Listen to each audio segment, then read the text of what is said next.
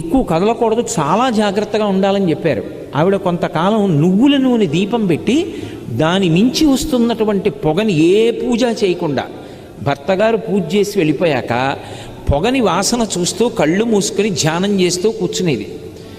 కొన్నాళ్ళు అయిన తర్వాత ఆవిడ పరీక్షల కోసం పెడితే ఆశ్చర్యకరంగా ఆవిడికి గుండె కవాటాలు కండరాలు మామూలుగా పనిచేసాయి. అందుకే కార్తీక మాసం వచ్చినప్పుడు దీపాలు ఎక్కువ పెట్టిస్తారు. కారణం ఏంటంటే బయట చలి, లోపల రక్తనాళాలు కుంచుకుపోతాయి. మళ్ళీ వేడి పెంచడానికి దీపాలు పెట్టి ఆ పొగ ద్వారా ప్రాణుల్ని రక్షిస్తారు. అందుకే కార్తీక పౌర్ణమి నాడు జ్వాలాతోరణం, అన్ని దీపాలు వెలిగిస్తారు. ఎక్కడ చూసినా దీపపు కాంతి పడితే చాలు మిగిలిన ప్రాణులన్నీ అభ్యున్నతి పొందుతాయి.